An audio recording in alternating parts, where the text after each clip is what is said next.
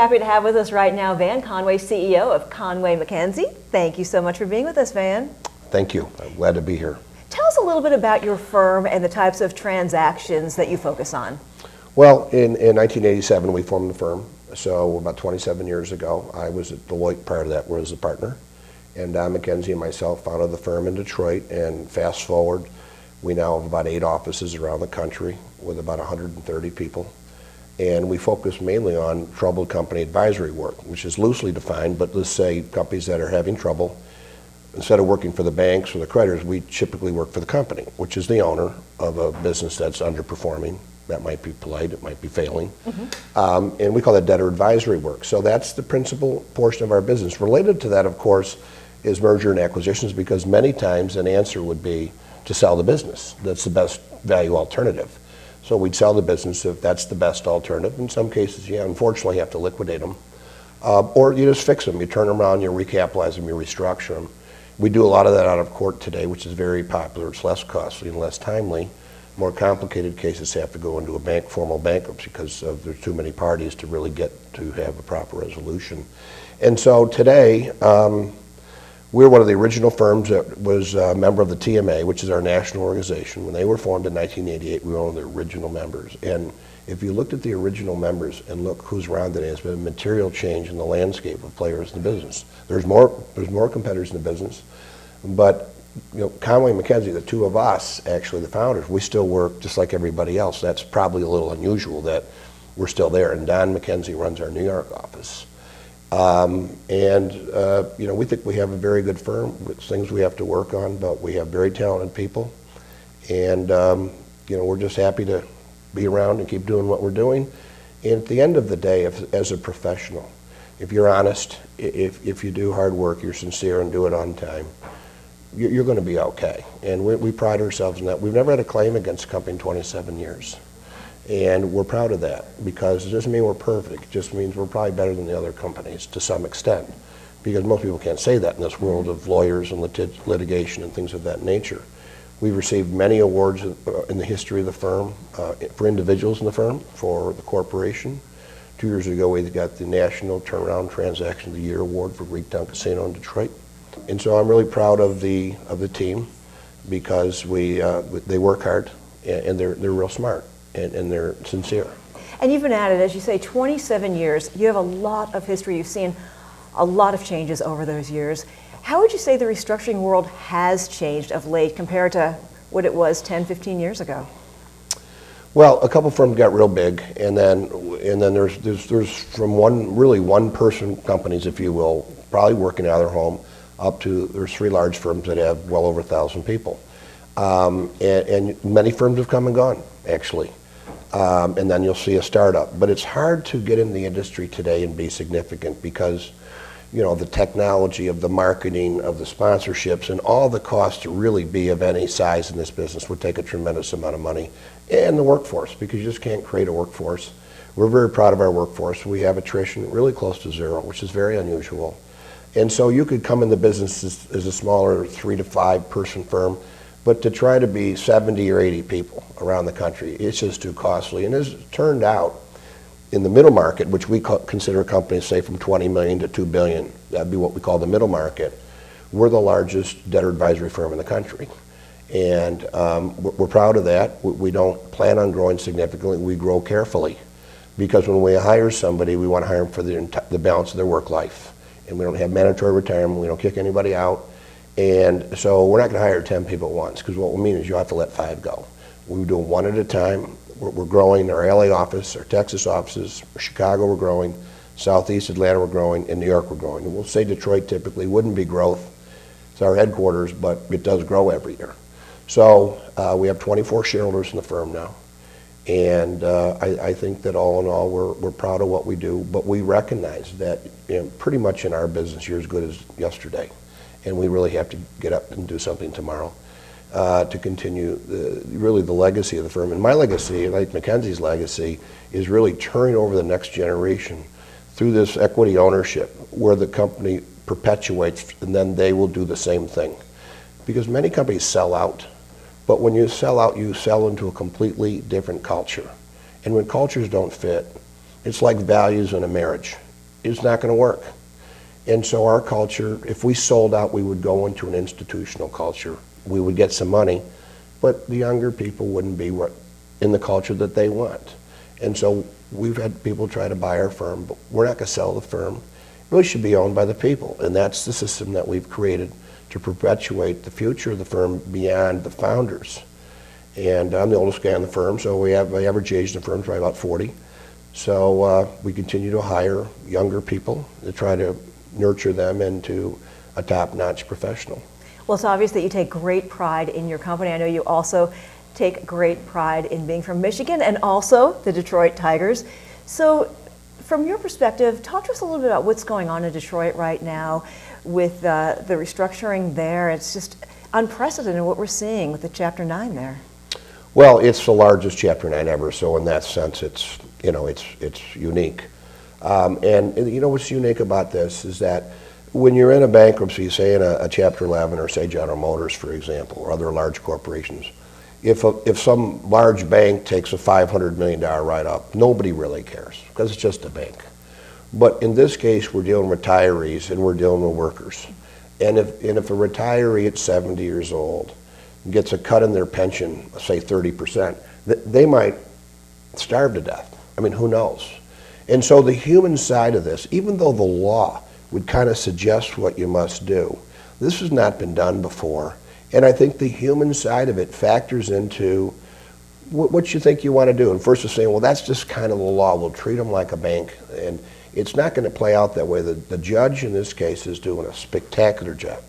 And the human side of this restructuring is front and center to this judge. And you just a lot of comments. He cares about the common people that, you know, they're going to have a contribution. But he's really forcing people to make that where it's bearable by such individuals. And in Detroit, what people know and read about is they really read about the bankruptcy, and everybody in this conference seems to be working on the Detroit bankruptcy. We are the restructuring advisors for the city, so therefore we're involved too, heavily. But we're involved in the services. Everybody else is involved in the bankruptcy.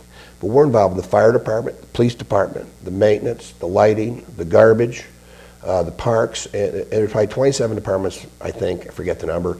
We're in enough departments where it's 90% of the services in the city. Like a 911 call would take too long, things of that nature. The police cars are too old and the fire engines are too old, the buses are too old. So we've got to fix the services because the residents really don't care about the debt. What the residents care about, do I have the services that other cities provide? Street lighting, maintenance, snow shovel. Calling 911, as you mentioned. 911. House on fire, is the fire engine going to come in a half an hour? Police officers, are they going to come? And we need more police officers. And there's really a long-term fix is kind of complicated, but all the residents can see is the lack of services. While the whole focus is really publicly on the bankruptcy. But we're involved in the departments, and we have to have a long-term fix so the residents are satisfied with the improvement of services. And that's going to take some capital, and we're going to need some assistance. But we have now, for the first time, a white mayor since 1974. And he was voted in by a population that's 85% African American. And why that's so profound is that, can you imagine him doing this? Of course not. But they felt he could be the right leader. And he's got a great background for this job, and he's going to do it one at a time. He understands the magnitude. Instead of getting overwhelmed, okay, we're first of all going to get more buses, but then we need more mechanics for the buses. Then we need more drivers, and one at a time, and we're going to need help.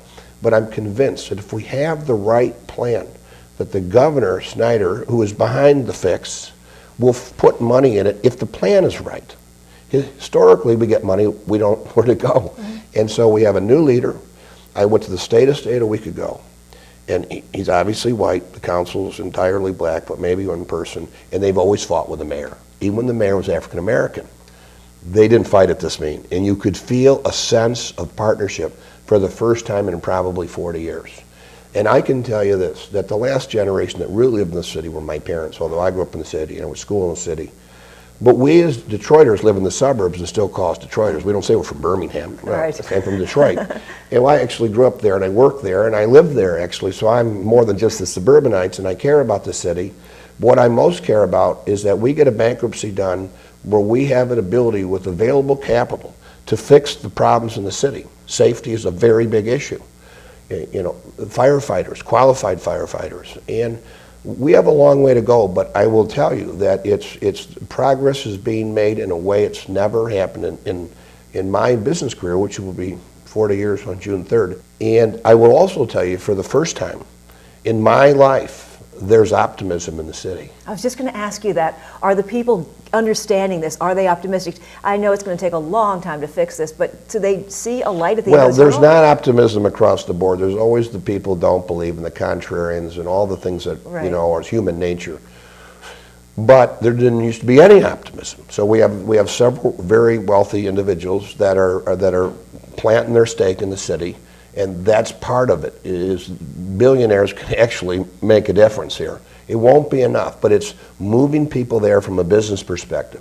At the end of the day with Detroit, we went from 2 million people in the 50s to 700,000. We're probably going to go a little lower. People are not going to move back like that. Younger people will. I would live there if I was older and didn't have any kids. But the population will never be significantly different in the next 10 years. What will be different is industrial. We're the undisputed manufacturing, engineering capital of the world. We're undisputed. And we need to make things there. That's what we can do. We know how to make things. And in fact, the American car companies now, I think most people would say they're making better stuff than everybody else for the first time.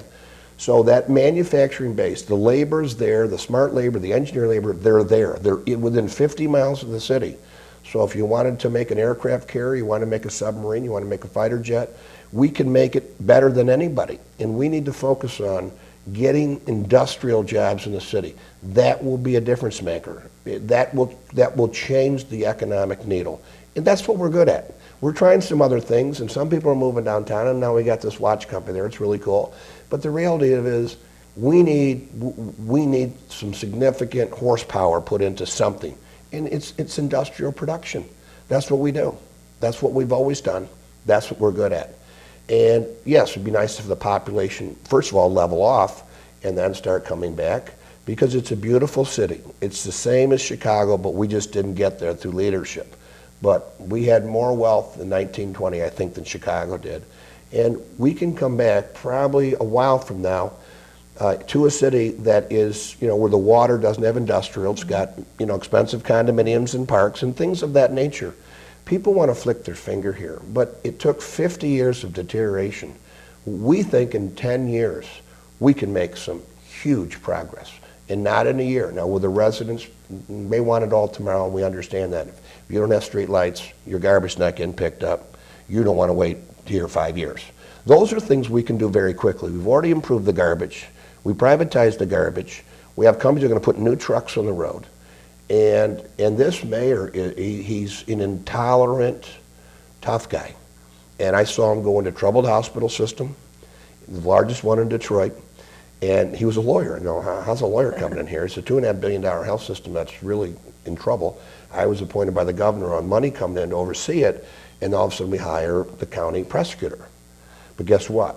Mike made everybody come to work, come on time, and do what you said. Well, you know, a lot of companies don't have that. And Detroit has some of that.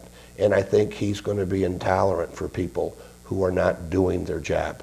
And that in and of itself is a difference maker. We have 9,000 employees in the city. We have a lot of people very loyal and hardworking, but we also have some that aren't doing their fair share. And I think, you know, when you have General Motors, Ford, and Chrysler within 30 miles, you're talking about 3 of the 20th largest companies in the country. The economic power in, you know, one other city has those 3 within really 30 miles, I guess, 20 or 30, Ford and Chrysler. And the spin-off effect of how, you know, all the suppliers and all the things that are the tiers. So there is a base here. This is a leader that will be given some time. You know, some will always be against him. That's the way it is. But what I saw at the presentation in the State of the State address, I saw collaboration. I saw respect. I saw communication. And honestly, we haven't had that in a very long time. That's a great start. So, you know, Mike Duggan is, he took on a hospital without knowing anything about healthcare. But he does know a lot about doing your job, coming to work, and doing what you say. and being fairly paid and not being overpaid, but not being underpaid. Like our police are probably underpaid, but they have great benefits. So if we're going to strip some of the benefits, we've got to increase their pay. I think increasing the pay makes no sense to me. For somebody at risk in Detroit, and you are at risk in the city like that, there's many cities like that.